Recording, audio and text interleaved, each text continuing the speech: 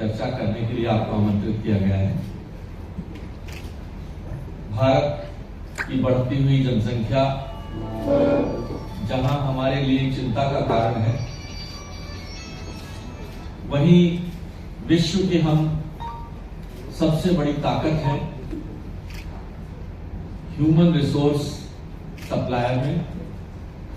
Science और विज्ञान की दृष्टि से भारत ने पिछले 10 वर्षों में जो प्राप्ति की है, हमारे युवा वैज्ञानिकों ने विज्ञान के क्षेत्र में और तकनीकी के क्षेत्र में जो परिवर्तन किया है, हमारे यशस्वी प्रधानमंत्री नरेंद्र मोदी जी का ये सपना है कि भारत का जवान, भारत का युवा विश्व में अपनी पहचान बनाए, अपने खोज, अपने अनुसंधान, अपने रिसर्च के माध्यम से 2047 तक भारत को विकसित देश बनाने में किस तरह से टेक्नोलॉजी और विकास का उपयोग हो सकता है। आज हम 5 विषयों पर चर्चा करेंगे।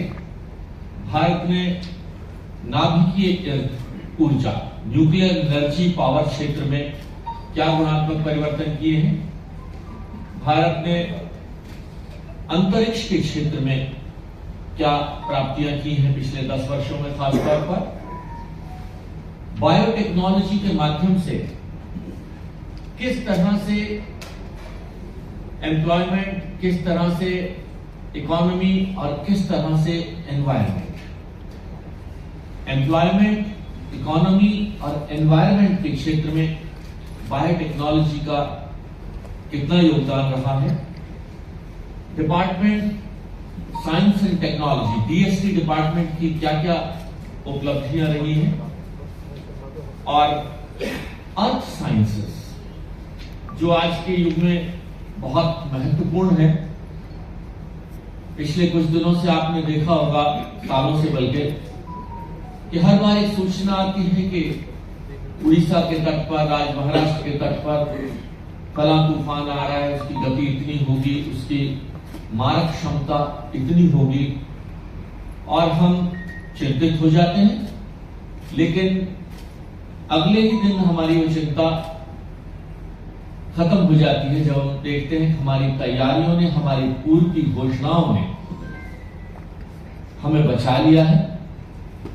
डिजास्टर मैनेजमेंट डिपार्टमेंट या इस तरह के अन्य जो डिपार्टमेंट हैं, शासकीय प्रशासकीय, पहले की तैयारियों के कारण हम पिछले लगभग 5-10 वर्षों से देख रहे हैं कि जितनी तबाही इन घटनाओं से होती थी, आंधी से, तूफान से, इसके लिए हमारा एक विशेष विभाग है, डिपार्टमेंट ऑफ अर्थ साइंसेस, जो पहले घोषणाएं करता है और सूचनाएं देता है, सिर्फ भारत को ही नहीं, हमारी जो साइंटिफिक रिम है, ओशियन रिम कहते हैं, जो हमारे समुद्र के आसपास के जो करीबन 20-30 देश हैं, उन देशों को भी आगाह करता है, सूचनाएं देता है। और हमारा एक और डिपार्टमेंट है CSIR, council of scientific and industrial research. बहुत छोटी छोटी चीजें हैं जिनको शायद हम उनका महत्व नहीं समझते कि विश्व के देशों से हम परफ्यूम्स, खुशबू आयात करते थे।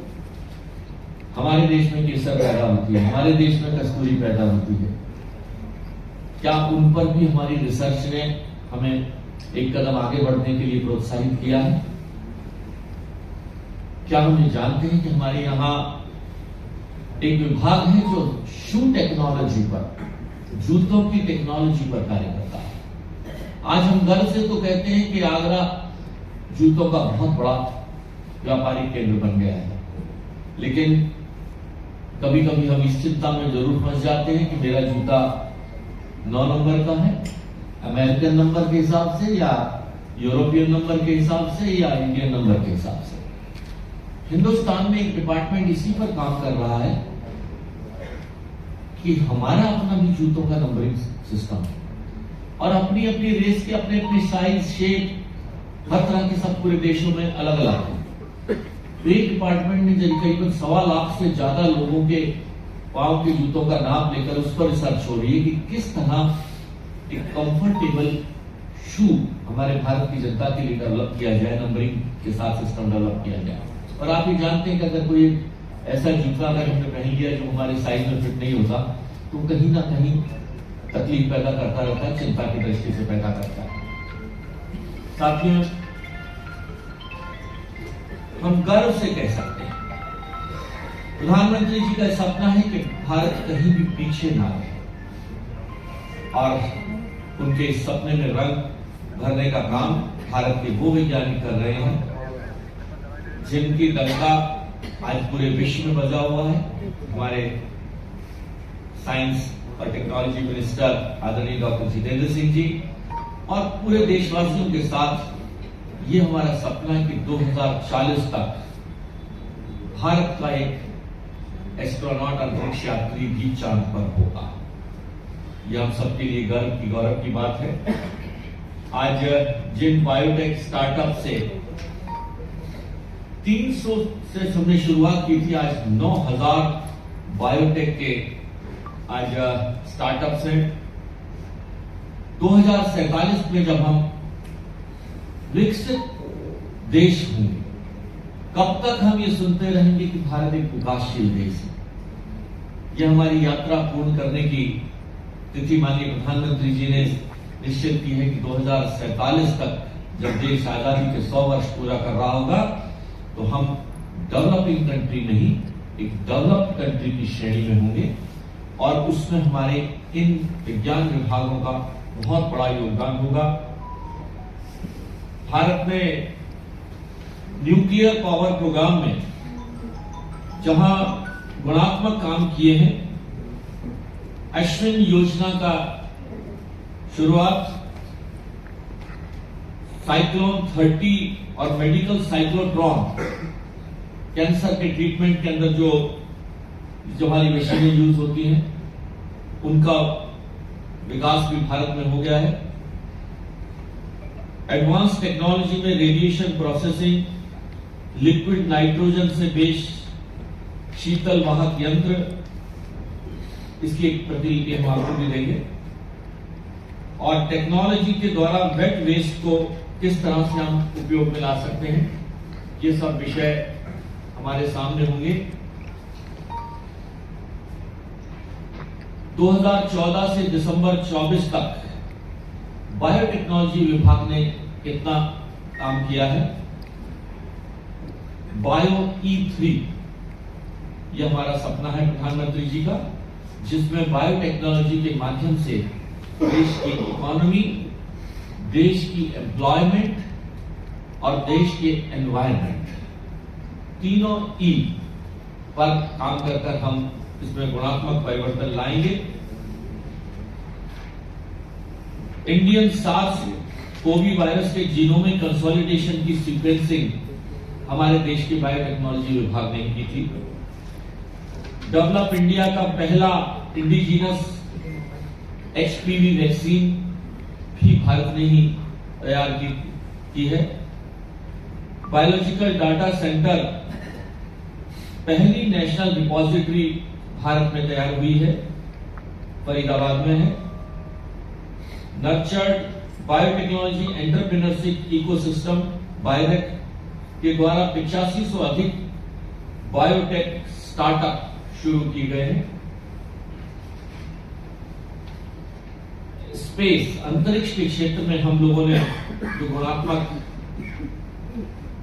उपलब्धियां की हैं, आपको याद होगा वो दिन हम लोगों ने जश्न से मनाया था जब विश्व के 104 सैटेलाइट्स हमारे PSLV ने, ये एक इतिहास के पन्नों में लिखा गया है, एक साथ इतने कमर्शियल सैटेलाइट्स को हम लोगों ने अंतरिक्ष में लॉन्च किया है।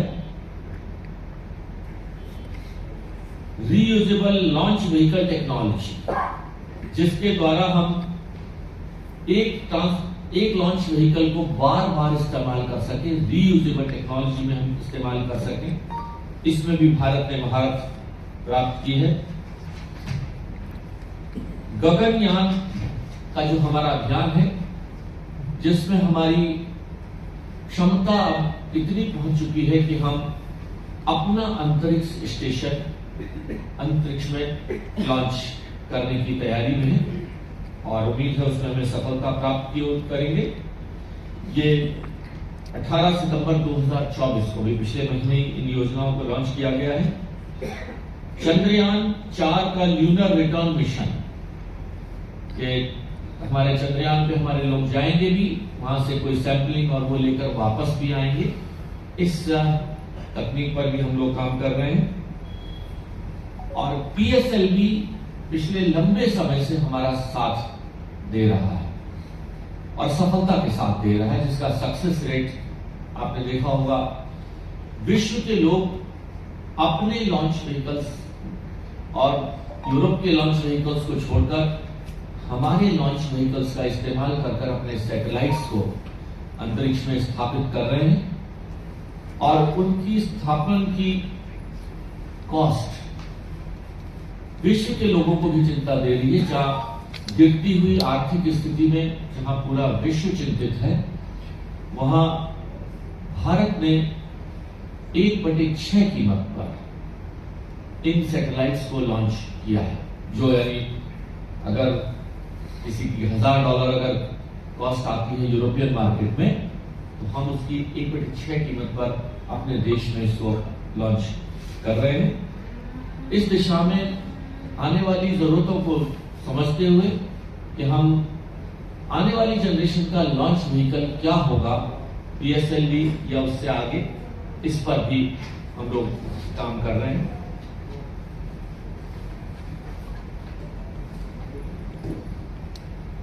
अर्थ साइंसेज विभाग ने जहां हमारे 15 रेडार्स थे हमारे देश में 2014 से पहले, जो हमें मौसम की जानकारी देते थे, ऐसे रेडार्स की संख्या अब बढ़कर 39 हो गई और इसी कारण हम बहुत एक्यूरेट, काफी कुछ एक्यूरेट सूचनाएं हम देते हैं। लगभग 50% फोरकास्ट एक्यूरेसी, जो हम पहले सूचनाएं देते थे उन पर लोगों का विश्वास घटता जा रहा था कि आज इन्होंने कहा धूप निकलेगी तो बारिश हो गई, बारिश के लिखा था तो आज आंधी आ गई। उसमें लगभग 50% इंप्रूवमेंट हुआ है। National climate change assessment report जो हमारी दी जाती है और national institute of ocean technology, जिसमें हमने बहुत अधिक कार्य किया है।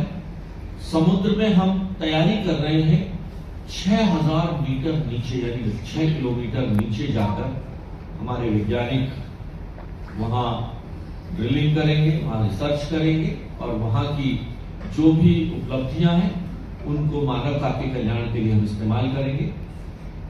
3000 मीटर नीचे तक हमारे जो साइंटिफिक केस जो हमारे देशवासियों ने डेवलप किया है, जिसमें हमारे वैज्ञानिक समुद्र के अंदर 3000 मीटर तक उस बॉक्स के माध्यम से जाएंगे। वेब बेस्ड GIS एप्लीकेशन, जिसका डिजिटल वर्जन भी हम ही लोगों ने तैयार किया है। नेशनल सेंटर ऑफ सिस्मोलॉजी, भूकंप, सिस्मोलॉजी भूगर्भ की जो घटनाएं होती है, भूकंप की पहले ही सूचनाएं हमें मिल जाएंगी। यूनियन कैबिनेट माननीय प्रधानमंत्री जी ने पृथ्वी ज्ञान, जिसकी ओवरऑल कॉस्ट लगभग 4797 करोड़ रुपए है, इसको लॉन्च किया है। 2021 से लेकर 2026 के बीच में इसकी तैयारी है। Earth system science data portal जो लॉन्च हुआ है, जिसका होस्ट डाटा कलेक्ट कर हम अपने अन्य विभागों में उसका इस्तेमाल करेंगे। ब्लू इकोनॉमी, जिसको हम ग्रीन इकोनॉमी, ब्लू इकोनॉमी, समुद्र की जो हमारी क्षमता है, उस इकोनॉमी को किस तरह से नई ऊंचाइयों तक ले जाया जाए, इसके लिए 13 सितंबर को इसकी एक नई एटलस जारी की गई है। अगले 5 वर्षों के लिए हम क्या क्या काम करेंगे इसमें। मिशन मौसम में भारत वेदर रेडी और क्लाइमेट स्मार्ट के लिए 2000 करोड़ रुपए सरकार ने 11 सितंबर 2024 को उपलब्ध कराए थे, जिनके साथ मिलकर हम और आगे बढ़ेंगे। मिनिस्ट्री ऑफ अर्थ साइंस और department of science and technology ने ज्वाइंटली कोऑर्डिनेट कर G20 रिसर्च और इनोवेटिव इनिशिएटिव एक्टिविटीज को scientific challenges and opportunity for a blue economy के माध्यम से जिसकी शुरुआत की है। ऑनरेबल प्राइम मिनिस्टर ने मिनिस्ट्री ऑफ अर्थ साइंसेज का हाई परफॉर्मेंस कंप्यूटिंग सिस्टम 26 सितंबर 2024 को लॉन्च किया है। ये सभी हमें अपने इस विभाग में और आगे बढ़ने में मदद देगी। Department of science and technology के माध्यम से अनुसंधान नेशनल रिसर्च फाउंडेशन, जियो स्पेस पॉलिसी 2022 और national initiative for developing and harnessing system को लागू किया गया है। CSIR के माध्यम से council of scientific and industrial research के माध्यम से पर्पल रिवॉल्यूशन, अभी तक आप green revolution, blue revolution, purple revolution के माध्यम से 10 डिस्ट्रिक्ट जम्मू कश्मीर में 1200 फार्मिंग फैमिलीज को केसर, हींग और इन विषयों पर रिसर्च कर इनके किसानों को कैसे और आगे बढ़ाया जा सकता है। CSIR के माध्यम से बायोजेट फ्यूल, हमारे हवाई जहाजों में जो बायोजेट फ्यूल इस्तेमाल हो रहा है उसकी कॉस्ट काफी ज्यादा होती है, उस विषय में भी हम एक कदम आगे बढ़ गए हैं। वेस्ट टू वेल्थ, ये CSIR का हमारा अगला प्रोजेक्ट है, क्योंकि वेस्ट और खास तौर पर बायोलॉजिकल वेस्ट, दोनों तरह के वेस्ट से किस तरह आर्थिक उन्नति की जा सकती है, ये देश का ही पूरे विश्व का चैलेंज है। और इस विश्व के चैलेंज में भी भारत अग्रणीय है। अपने स्वच्छता अभियान को वेस्ट टू वेल्थ कार्यक्रम से जोड़ते हुए माननीय प्रधानमंत्री जी ने CSIR अचीवमेंट्स को और आगे ले जाने के लिए कदम उठाए हैं। सार्स कोविड वायरस के समय में आपने देखा कि हमने किस तरह से अपनी डायग्नोस्टिक किट्स, अपनी टेस्टिंग किट्स, जब बीमारी शुरू हुई तो हमारे पास शायद किट और ग्लव्स और उस रूप में भी हम तैयार नहीं थे, लेकिन अंतिम चरण तक हमने बहुत सारी जिंदगियां सिर्फ अपने देश की नहीं, विश्व की भी वो वैक्सीन सप्लाई कर एवं अन्य सामान की उपलब्धियां कराई हैं। बाकायदा जिस जूते की डिपार्टमेंट की मैं बताना चाह रहा था कि CSIR और Indian national footwear sizing system में 1,01,880 फुटवियर मेजरमेंट लेकर इस पर रिसर्च जारी है। साइजिंग सिस्टम की हम अपना नंबरिंग सिस्टम भी, आपने भी देखा होगा कहीं जैकेट 42 नंबर की आती है तो वही वही कमीज दूसरे साइज में, लेकिन उसको 43 साइज है, इसका 42 साइज है, उसकी 44 साइज की फिट होती है। CSIR ने अपना इंडिजीनस ट्रैक्टर शुरू किया है। इंडिजीनसली डेवलप 2 सीटों वाला ट्रेनर एयरक्राफ्ट हंसा NG भी हम लोगों ने तैयार किया है। हमारे भारत का डेवलप ये हंसा NG 2 सीटर ट्रेनिंग एयरक्राफ्ट है। हाइड्रोजन फ्यूल हर विश्व का भविष्य होगा एनर्जी के क्षेत्र में, और उस हाइड्रोजन फ्यूल में सेल बस और इन विषयों पर भी हम एक कदम आगे बढ़े हैं। CSIR के माध्यम से स्किल इंडिया और जिज्ञासा हमारे ऐसे प्लेटफॉर्म्स हैं जिन पर हम आगे काम कर रहे हैं। साथियों, अन्य प्रगति के साथ साथ विज्ञान और तकनीक के क्षेत्र में भी भारत के वैज्ञानिकों ने, नासा जैसी विश्व स्तरीय संस्थाओं ने, विश्व की चिकित्सकीय सेवाओं ने, national health scheme London UK से अगर भारत के चिकित्सक अपने आप को विड्रॉ कर लें तो आप समझिए वह चिकित्सा सेवाएं मात्र 48 घंटे में कोलैप्स कर चुकी। हमारी उपस्थिति इतनी हो चुकी है। नासा जैसी संस्थाओं में भारतीय वैज्ञानिकों ने अपनी पहचान बना रखी है और तकनीकी और विज्ञान के क्षेत्र में हम भारत को आत्मनिर्भर बनाने की ओर अग्रसर हैं। यशस्वी प्रधानमंत्री नरेंद्र मोदी जी के नेतृत्व में भारत ने नई ऊंचाइयां प्राप्त की हैं। मैं आपके मीडिया चैनल के माध्यम से सभी देशवासियों को बधाई भी देता हूं और उनसे ये भी अपेक्षा करता हूं कि सरकार के माननीय प्रधानमंत्री जी के नेतृत्व में इन कार्यक्रमों में अपनी सहभागिता, शुभकामनाएं देकर इन कार्यक्रमों को और आगे बढ़ाएंगे। इन्हीं के साथ मैं आप सबका भी धन्यवाद देता हूं।